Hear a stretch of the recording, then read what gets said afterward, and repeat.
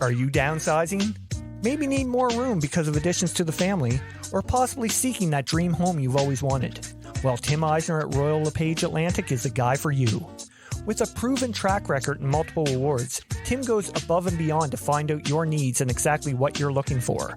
So if you're seeking a new home or trying to sell your current one, contact Tim at 902-499-5717 or check him out on Facebook at Tim Eisner.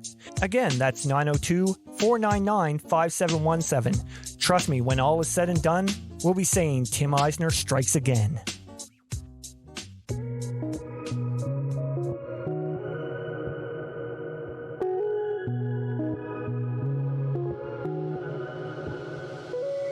Hey, what's going on, everyone?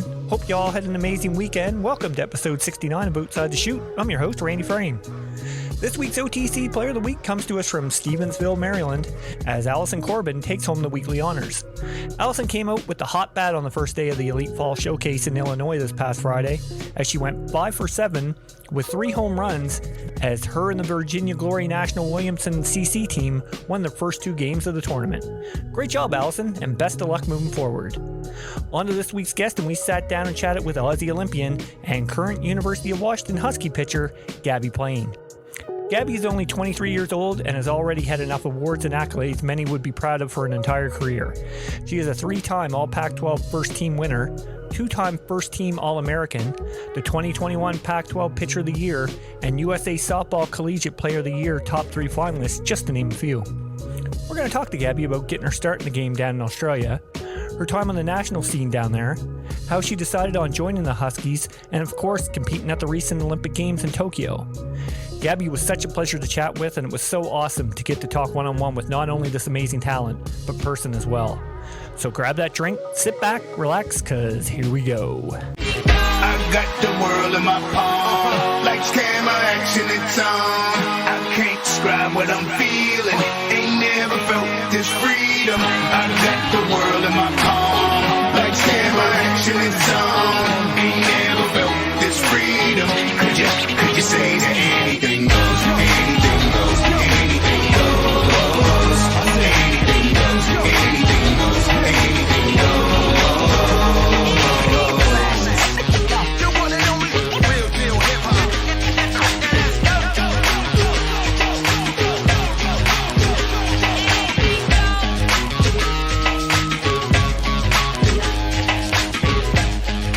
All right, here we go.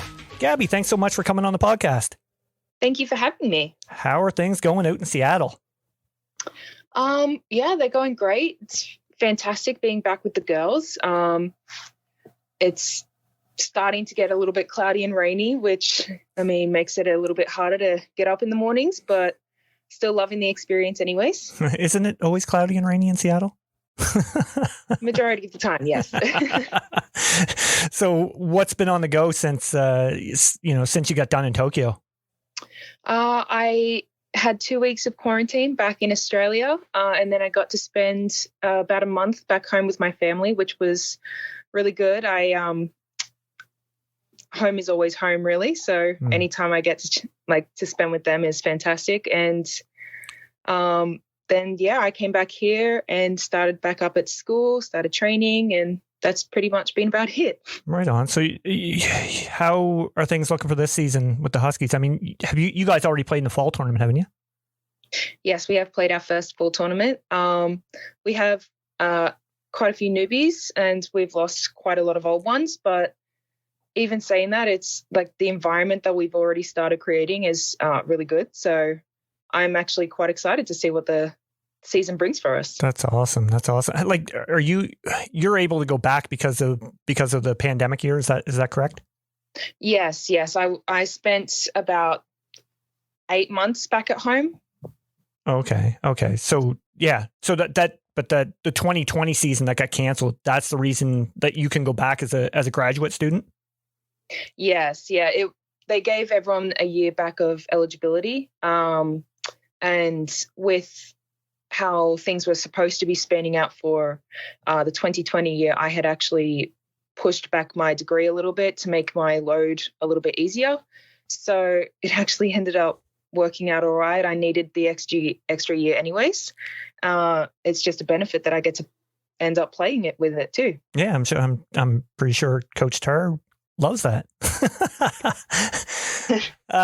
Little thing we do on the podcast here to kind of break the ice. Start with this thing we call quick pitches. I'm going to throw out some random questions to you, and you answer them as best you can. Alrighty. All right, we'll get started here. Best thing about growing up in Harrington Park? Ooh, probably just the area that it was. I was really close to my high school, a bit further away from primary school, but I ended up growing up with a lot of friends around my age group. Okay, so is that a suburb of Sydney? Is it? Yes, one of the outer suburbs. I'm about an hour away from Sydney. Yeah. Oh, okay, right on. Next one. Best place to eat in Seattle? Ooh, I will probably go for Crab Pot. They do this really great, like, massive spread where if you order a specific thing, it comes and they dump it all out onto the table and you just dig in with your friends. It's pretty great. Oh, that sounds awesome.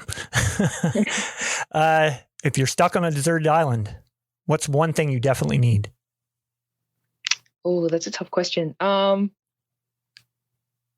I'm probably going to go with a tent. I don't like sleeping out in the weather. So if I'm protected, I should be fine. I should be able to figure things out from there. Oh, absolutely. Good one. Do you have a Halloween costume picked out for this year? I do not. In Australia, Halloween is not as big as America. So, growing up there, I sort of threw together whatever I could if I was ever celebrating Halloween, if ever. So that kind of stopped for me when I was very young. So you guys don't do it like a team function or anything like for Halloween? We do. I am definitely probably the last person to have any sort of idea what their Halloween costume's going to be. We'll probably buy it the weekend before. That'll suit me fine. Right on. I'm the same way. I never have anything picked out. Next one. Is a flip-flop really a thong? Yes, flip-flops in Australia are called thongs. And then I have heard a bunch of different ones from across the country. Like, I know it's called something different in Hawaii, but yeah, they are called thongs. See, I think when I think of, like, I can remember my mother always saying, like, go get my thong sandals. And I consider those sandals, not flip-flops. Fair enough. Maybe it's different up here in Canada. Maybe. Next one. Hitter that's given you the most trouble in your college career? Oh, that's definitely a tough one. Not too many. Most trouble, probably Kinsey Washington from UCLA. She just seems to be able to get bat to ball. Right on. Good pick. Two more here. Favorite place to pitch besides Husky Stadium? Oh, it probably has to be Oklahoma, really, doesn't it? The environment there is just like nothing I've ever seen. So. Okay. I'm going to ask you about that later on. So that's good to know. Mm-hmm. Last one. I've asked every Aussie guest I've had on the podcast here. How good is Vegemite? It's very good if you've grown up with it. Can be a bit salty for anyone who's not used to it. That's pretty much the exact answer I've gotten from everybody. So I really want to try it. Like, I'm intrigued to really try it. Yeah. Well, if you have it the right way, which is on some toast. That's exactly it. Yeah. Toast. I've been told. It'll be fine. Yeah. Yeah. All right. So with every guest, we like to ask them on the podcast, tell us when and where you got your start in the game. So I started out at my club, MacArthur, which is in Camden, about 10 minutes down the road from where I lived, at around, I want to say 7 years old. I did actually start as a catcher. I didn't start pitching until I was around 13 years old. Oh, wow. And yeah, I started quite late, in comparison to a lot of people. And yeah, just sort of playing representatives there, playing every level that I could that I was allowed to, and just kept going. Right on. So what was the program like when you started, when you were like 6 years old? Was it like a T-ball, or was it, just like a basically a parent pitching the ball in, or how was it? Yeah, it was definitely T-ball at that age. I didn't start mod ball until I actually got brought up into it at around 8 or 9 years old. But yeah, I definitely played T-ball. My first representative team was in a boys team because we didn't have enough girls at the time. Right. So yeah, I started with T-ball, went to mod ball, which I'm not sure if that's a common thing around the world, but it's like that in-between stage. Right, yeah. And yeah, softball, probably very young. Right on. So did you have a love for the game right off the get-go, or did that progress as you got older? I think that I've always quite enjoyed softball. Like, I've always loved the the teammates that I've had and the game itself, and the added benefit of being able to travel just all over the world has been fantastic. So yeah, I think when I was young, I was definitely doing a whole bunch of sports, but softball was the one that stuck. Right on. What else were you playing? I can't say I necessarily remember if I was any good, but I was definitely doing track and field. That stuck with me a little bit, mostly the field aspect. Can't say I'm too much of a runner. I played netball when I was very young.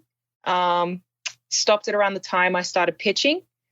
And then just some like other sports, mostly with my family, like cricket, rugby, all those sorts of stuff, just at family get-togethers, but playing during high school and stuff as well, just for fun as well. Right. So when you say netball, what exactly is netball? So it's played on a court like basketball, but it's divided into 3 sections where certain members of the team can only go in 1 or 2 sections at a time. And it's kind of like ultimate frisbee met basketball, where as soon as you catch the ball, you have to stop moving altogether and pass it down the court. So it's a very fast game. And the actual hoop doesn't have a backboard, so you have to go up and straight in. Okay, I think I saw something on YouTube with that. I'm definitely going to Google this after we're done this, because that's intriguing. Yeah. 2014 and 15 seem to be your coming out party back home on a national level, as you know, playing at the U17 championships with New South Wales. What do you remember about those 2 nationals? I remember my first nationals. I really had only just started pitching, so I was in my probably 2nd or 3rd year of pitching, and there were some older girls that threw harder, threw their spots better. So I was, at the time, not considered the number 1 pitcher, but I remember a piece of like advice that I got given, which was, if you want to be there, you can. You just have to work for it. Good advice. Like, we can see you being there in the future, but you're just not quite there yet. And so I remember getting that and being like, okay, well, if I want to pitch and have fun in games, then I'm going to have to get better and work to try and like beat these other players, because at the time they were definitely much better. They'd been pitching for a lot longer than I had.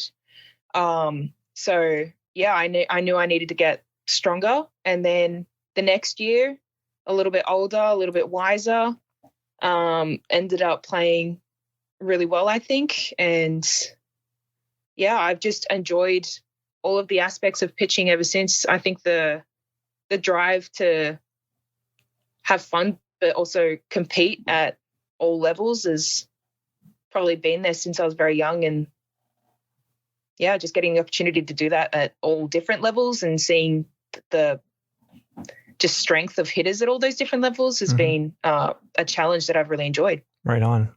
When you say gut wiser at 16 years of age, I love it. Yep. So 2015, you would play on the world stage for the first time at the WBSC Junior Worlds in OKC. How special was that first time representing Australia? Oh, it was an incredible experience. I had no idea what to expect. I knew we were going to come up against some really tough teams. And I remember we didn't quite get the result we wanted. A lot of our games were really close, like 2-1, 1-0, but we couldn't quite manage to break through. And I just remember really enjoying the experience. I loved being there with the girls that I was there with. I loved having just that little bit tough of competition that they do have different hitting styles. So I knew, like, I'd noticed that the USA team hit differently to the Japanese team and the Chinese Taipei team and all of that. So with each new team brought a new hitting style, a new challenge, something that I could try and like work out. And I remember that sticking with me. Right on. So like, yeah, that's the thing. I like with Japan, especially, like, aren't they a prototypical, like, you know, running slap team?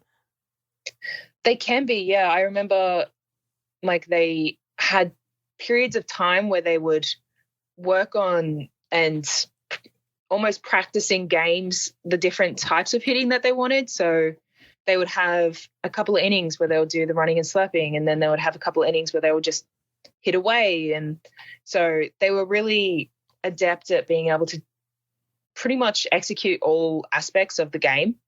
And it was definitely a challenge. I don't think I pitched against them my first round, but or the second round, actually. I remember Tani pitched that game in the second year of Junior Worlds. So, yeah, I just remember watching them and seeing how much of a challenge it was for our girls to try and get them out. And, yeah, they just were exceptional. Yeah, no doubt. Well, I mean, they're definitely a powerhouse in the softball world when it comes to women's fast pitch. That's for sure.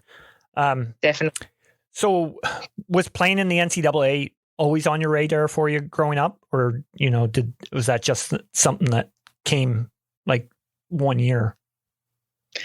Yeah, it wasn't originally an option, I don't think. I remember my dad asking me when I was younger if I wanted to go there, but I wasn't too sure. I didn't have a lot of sort of exposure to that environment. I knew a couple of girls had gone over, but probably the one thing that got me thinking about it a little bit more was a girl that lives around the corner from me ended up heading over to play for her college seasons. And, yeah, that was what brought it into our lives. My dad was like, do you want to go? I think I said, I don't know. I think it would be kind of cool, I suppose. Yeah. So from that point onwards, we started looking into it and realized just how many schools there were. Yeah. Which shocked us, like learning that just Division I had almost 300 schools. So, right. Yeah, it was definitely a last minute thing. And I remember as soon as I started looking, I found out that I had come into this very late and a lot of schools were booked up for many years to come. Found it a little bit difficult, but was very lucky that even just the schools that reached out to me and replied to me, I was very lucky that I ended up where I am. How did your recruiting process go? Like, did you end up sending videos over or something like that? Because that's usually how I see it. Like right now, I feel like Twitter's that's how people get their content out right now, is sending it to coaches on Twitter, which I find absolutely crazy. Yeah, I didn't actually have a lot of social media back then, so I didn't really have too much access to that area. And I ended up going onto a recruiting website and just spammed as many coaches as I could. I went through certain schools looking at the degree that I wanted and wanted to make sure that I was going to be able to look and get that degree in the future. But I was originally not even looking up this high because I was like, up north it's cold. Like it's snowing and raining and it's cold. Like I'm from Australia, I don't really suit the cold, I suppose. But luckily my dad ended up running into an alumni of the school, and she was talking about it with him and how beautiful it was and the culture. And so we ended up looking at Washington as well as many schools in the South. So what led to the decision to attend University of Washington? I had a couple of phone calls with them, and I really enjoyed the culture that they were describing. I could see that the girls were all really close because we had a couple of sessions where we could see them over the back corner of the coach's shoulders. And then I was lucky enough to be able to, one, go on an official visit to the school, and fell in love with the program. The school itself, I knew it was a really great school from research, and the area was so beautiful. And then luckily the coaches could also see me play and see what I could do, as I had a tournament in Hawaii with the schoolgirls, Australian schoolgirls team. And so I don't know how things would have gone if I hadn't had that opportunity to play, because taking a chance on someone that you've never seen perform in real life is probably a very difficult thing, especially when 100%. So many girls that they have access to. So, yeah. So when you made your decision to go there, like, was there a big adjustment for you when you got to Seattle? It definitely was. Being so far away from my family, for one, was quite difficult. I had been away from them for, I think, max a month at a time with some of the tournaments that I'd gone to. But even then, I'd still been able to, like, see them as they would come and watch and all this sort of stuff. So being that far away for so long, I don't think the gravity really hit me until they left. Right. And then, but I got to know all of the girls. They were really inviting from the get-go. Like, I remember walking down the hill towards the stadium and just all of them turning and being like, Gabbie, and like getting rushed by the entire team. Oh, wow. Like, oh, okay. This is super inviting. Oh, 100%. That's awesome. Yeah. So they definitely looked after me a lot. It was a very good setup, I think. Oh, that's definitely going to help, big time, getting that kind of, like, that's huge. Because how old would you have been? You would have been 18 around that time? Yeah, 18, 19, I think, actually. At that point. So, I mean, being at that age, just, being welcomed is huge, especially from an athlete's point of view. Yeah. And especially because I think I had met and known probably about 3 of them beforehand. So getting invited into the group by the entire team, I was hoping for that sort of environment, and like I had seen it, but to actually experience it, it definitely made things a lot easier. Oh, no doubt. Now, I know you had to make an adjustment in your pitching style when you came over.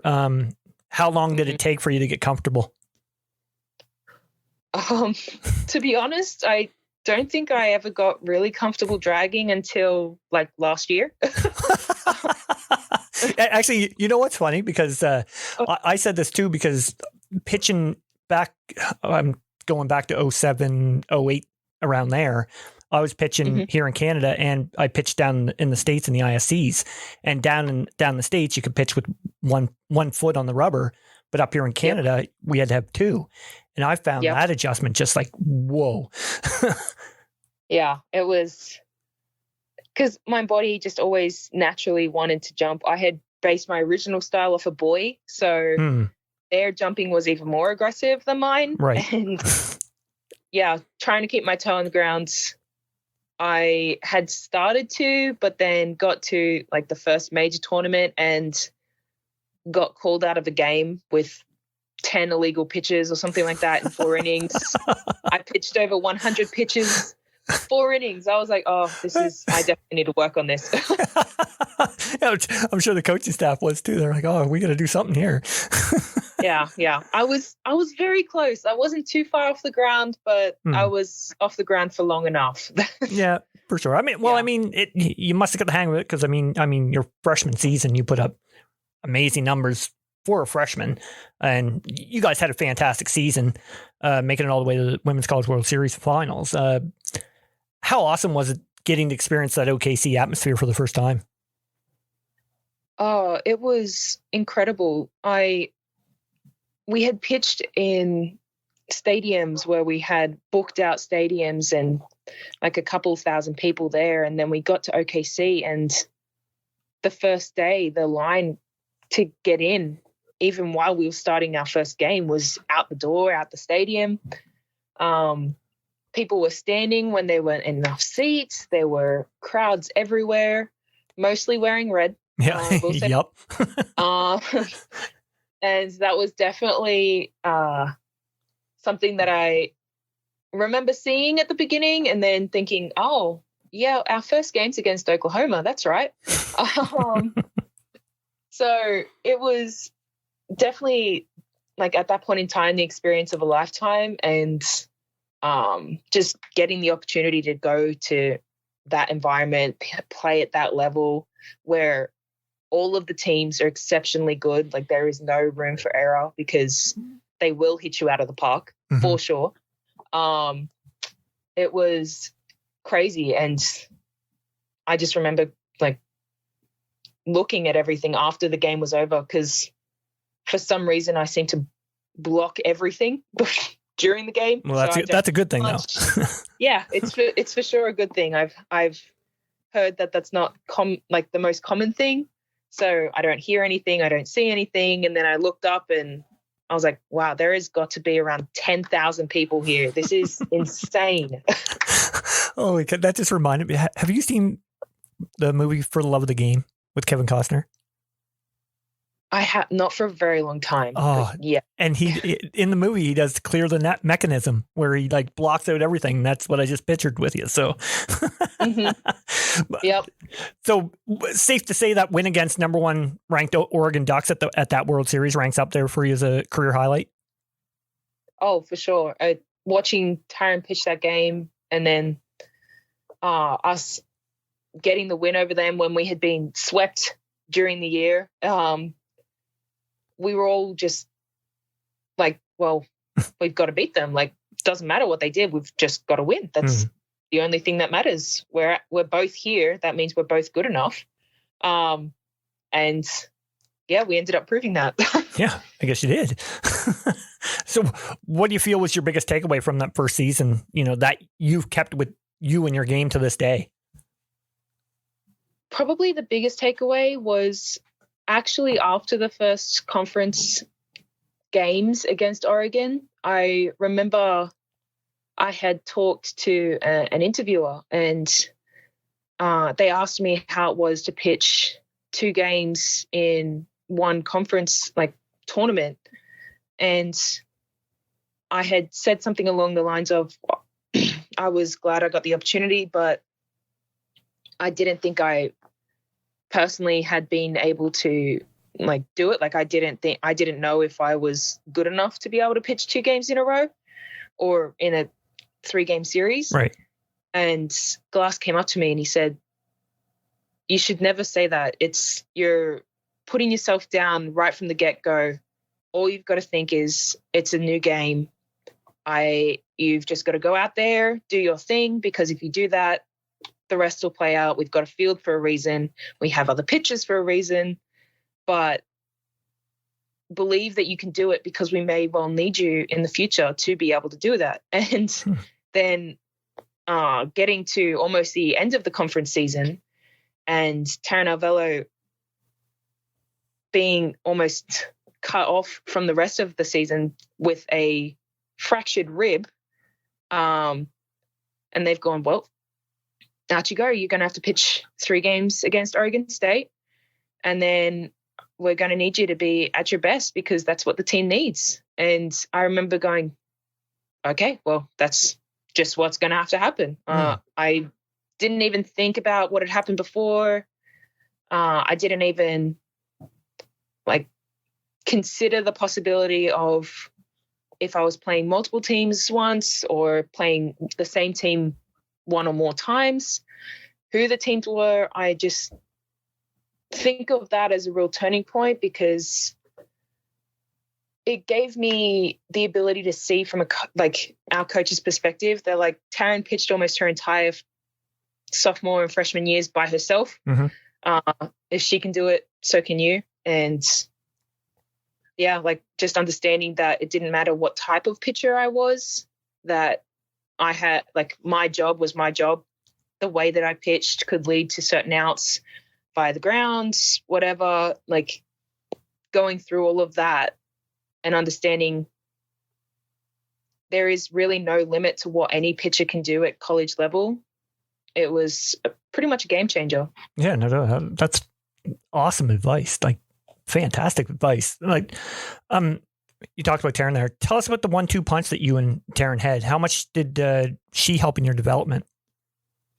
I am so happy that I got the opportunity to play with Taryn. She taught me so much about the game, about how she personally pitched and her energy that she brought. I am not really that kind of pitcher, but being able to see how that impacts a team as well, especially in those big situations, it was pretty incredible. We had a very good dynamic where one of us could start, the next person could play the next game, or we could sort of flip in and out for each other because we were just so completely different that it was good luck to any team that came up because you had me pitching low 60s in movement, and then you came in with Taryn pitching the opposite movement and 70s. So yeah. Quite a big adjustment for any team to make. Really made it us both effective to work together. And we had just such a good relationship as well that we just enjoyed every opportunity we got. That's huge. When you had, I was going to ask if you guys had a healthy rivalry, but I mean, when you have two pitchers of both your calibers, I mean, when you both are on the same page, I mean, that's got to be terrible for other teams. Oh, definitely. And especially when we weren't competing against each other, we were competing with each other. We knew we both had roles. We knew one of us could succeed and the other one would still be fine. Both of us would figure it out in the end. And yeah, it was an incredible experience. And yeah, I know it probably definitely caused some issues for some other teams. No doubt. I want to touch on a couple things from last season. First, how cool was it to open the season with a perfect game? It was interesting because I really had absolutely no idea that I was throwing. I was just enjoying the experience of being out there because COVID had cut me off from being around the team and seeing them and even training with them all the way up until I got back right before the season. So I was just enjoying being out there again and seeing Sis at shortstop and Morgan at home and meeting the freshmen. I had not even met them yet. So yeah, it was more about the idea that we had this opportunity to come back and be together, even bigger of a team, 20 odd people. So yeah, it was great, but I was more in the moment with who I was with rather than what I was doing. Totally understand. What was it like logging all those innings, and being the full-fledged number one on the pitching staff? It was definitely a challenge. I had to figure out how to manage myself for all of those games because I had pitched multiple games, but then I'd obviously had breaks with other pitchers. And even if I was back home, I knew I'd pitched 8 games in 2 days back with representatives, but I was like, that was only 2 days. Right. I then had a break for a couple of weeks where I could rejuvenate. So it was a different sort of learning curve, learning how to manage and maintain across all of the games. But yeah, it was definitely an interesting season. No doubt. I got to ask about Selection Sunday. I know you guys weren't happy at all by what happened, but I honestly have to ask because I can't get a grasp on the whole process. Like, how does a team that's 41-11, like you guys were, ranked 16, and a team being 39-13 being 14th, like, it all baffles me. Like, do you guys have any idea on how that selection is done?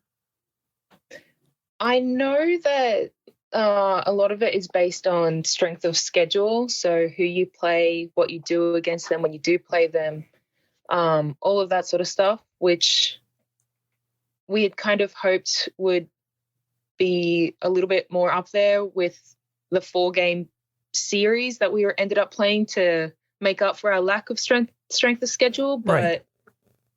Yeah, I'm not entirely sure how that all works out. I've just been told they use strength of schedule, they figure that out, and then they figure out along the way who's going to match up with who. And I was like, all right.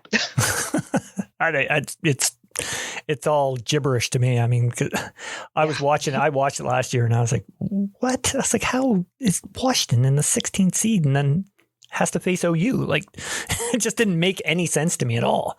But I have no idea.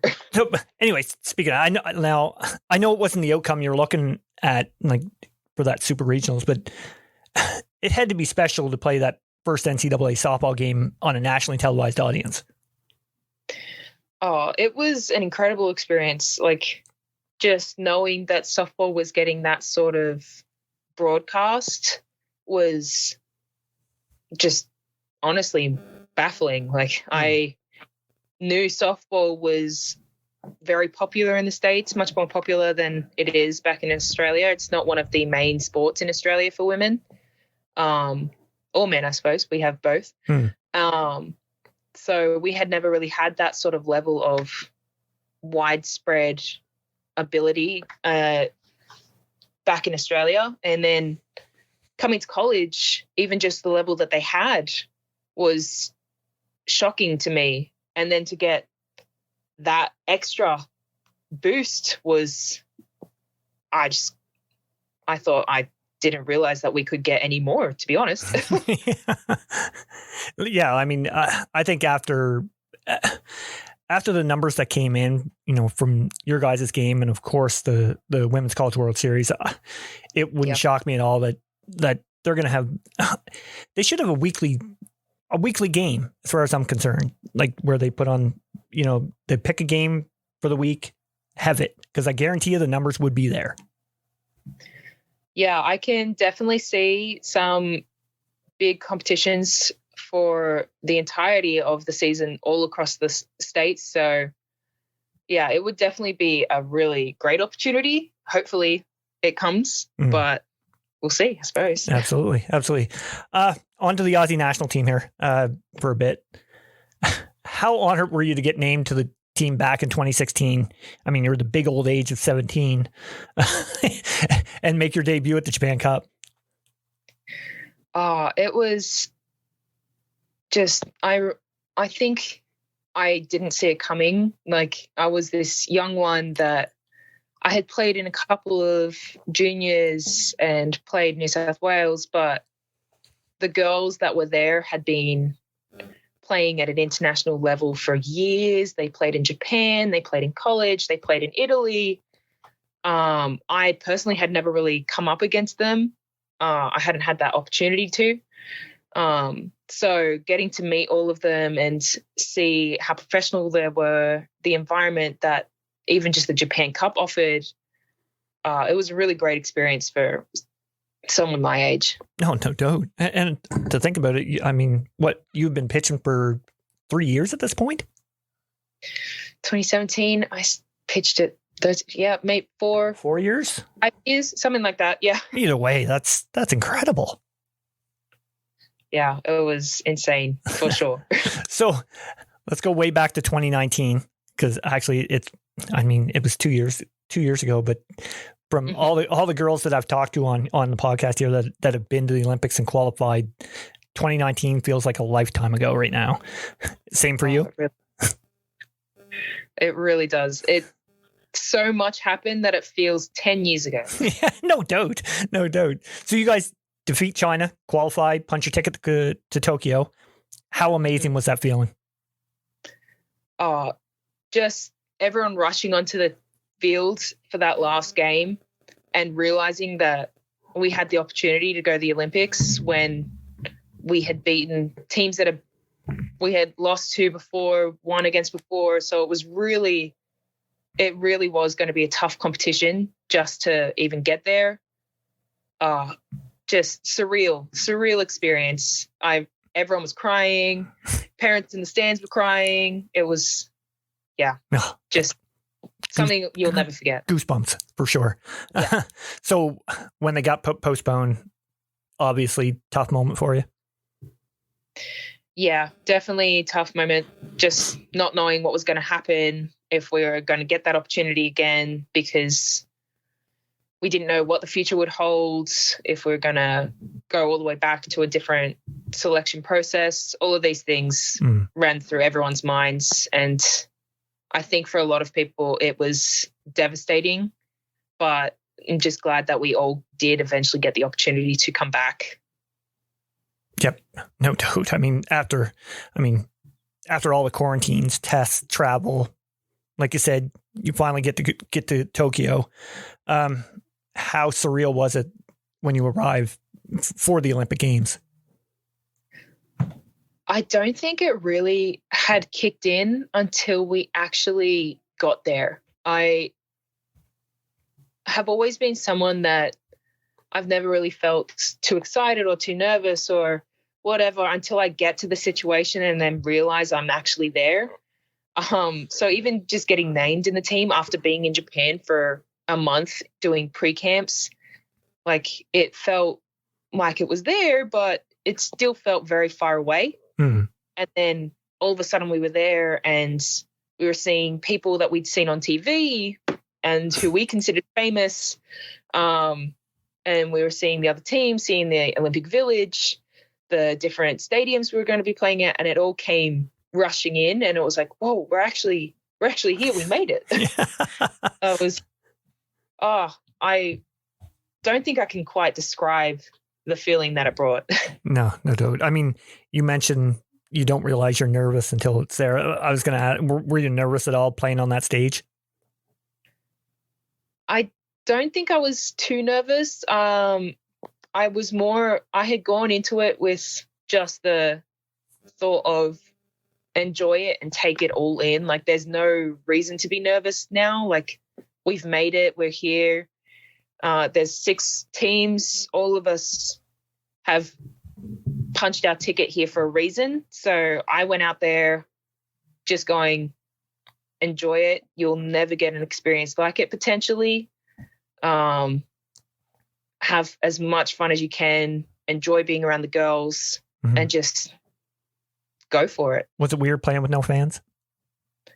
It was a bit odd because I don't think you quite ever expect to play with no fans at something like that. Yeah. So, but I had actually had a little bit of an experience with it, with how the conference seat, like the year had gone previously with. Oh, right. Yeah. UW. We weren't allowed very many fans. It was just essentially maybe 100 or so like family members in the stands. Right. So I was not too weirded out about it, but yeah, it was definitely odd. Yeah. No doubt. I talked to, like, since the games, I talked to Kaya on here since the Olympics and Janet Leung and Erica Polidori from the Canadian team.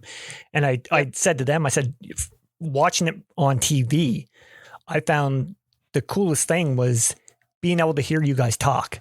Like that would have been something with fans we would have not got to experience. So, getting to hear you guys talk, whether it be, about, I guess not game situations, but, talking to each other, that's something we wouldn't have got to experience. So I thought that was pretty cool.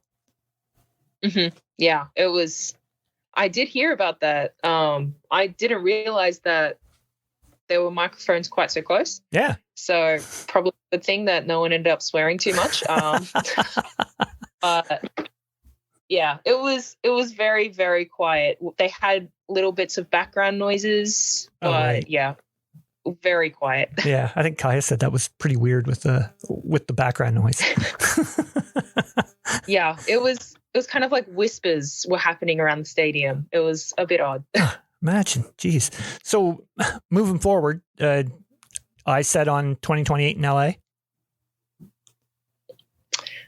Hopefully, I'm not 100% sure what the future will bring. It would be just incredible to get that experience again.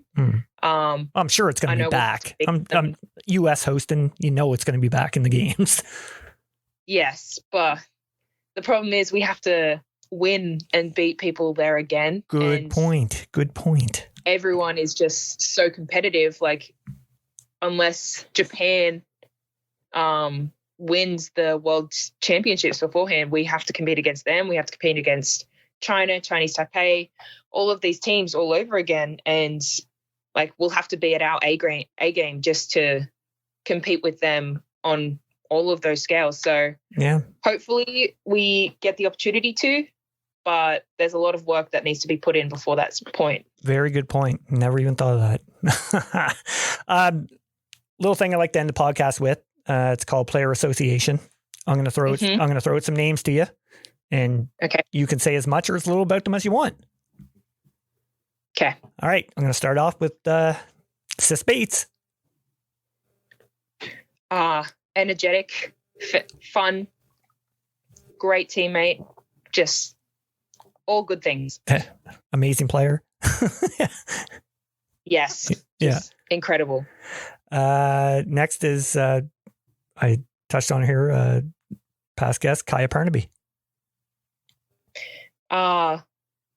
Good teammate, great pitcher, very competitive, great role model, and good Aussie just in general. Awesome. Fellow Aussie, captain, Stacey Porter.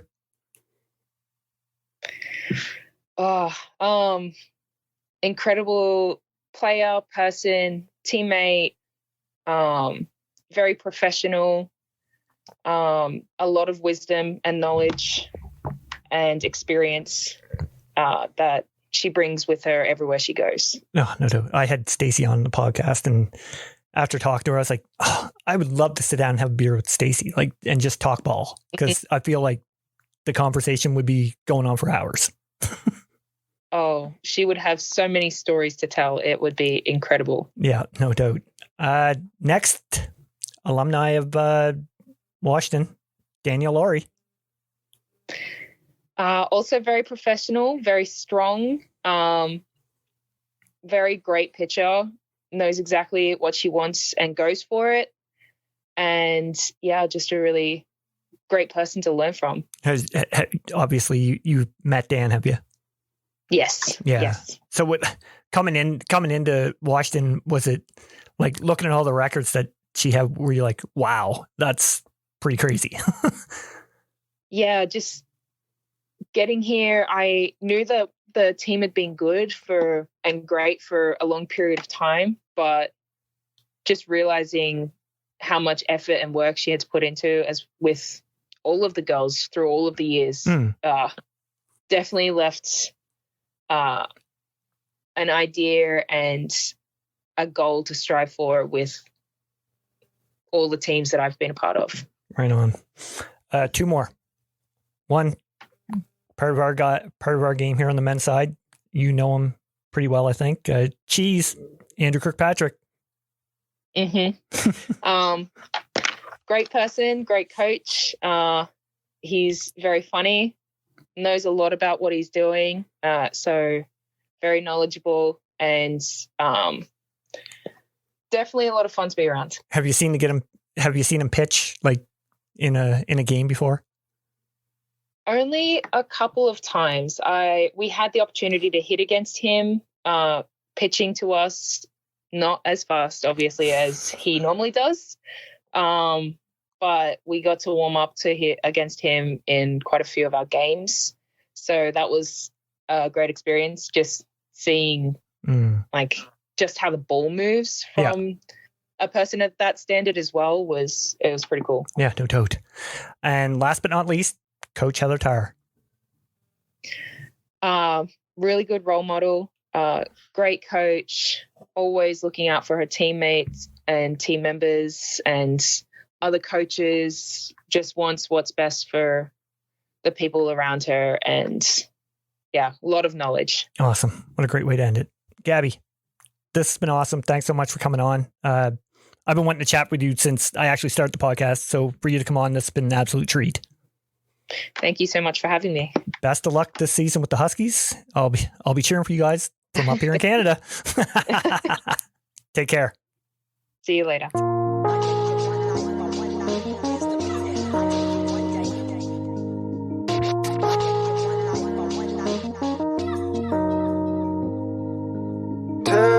It's just another word for getting old with nothing on you now, love. It's just another word for getting old with nothing on you. Chasing a dragon till I get it, I know it well. We go day in, day out, living this like it's show and tell. Adrenaline pumping, accelerating through these late nights. Addicted to the rush that keeps us up in this insane life. Red lipstick, broken wine glass. Drink away the pain and blackout time lapse. Do it all again, get your lights up. Let them know you well known. A prisoner to our cell phone, that's why we call them cell phones. It's funny, ain't it? Obsessed with success, flying high from sugar cane. Fast food burger chain, can't break the routine. Leg day, filling up on protein and poutine. They say, get it done by all means, we all fiends. Pick your crutch, living in this big world on small screen. Sip your cup and play your odds. Put your dollar in the slot machine, scrub it till the pot is clean. Pick your poison, what's your addiction, huh? It's just another word, getting old with nothing on you now, love.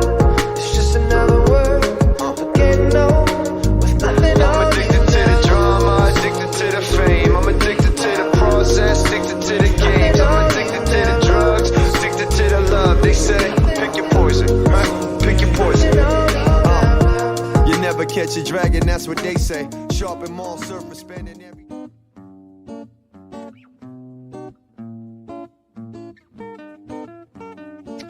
Are you downsizing?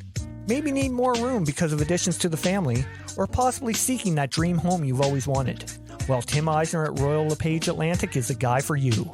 With a proven track record and multiple awards, Tim goes above and beyond to find out your needs and exactly what you're looking for. So if you're seeking a new home or trying to sell your current one, contact Tim at 902-499-5717 or check him out on Facebook at Tim Eisner. Again, that's 902-499-5717. Trust me, when all is said and done, we'll be saying Tim Eisner strikes again.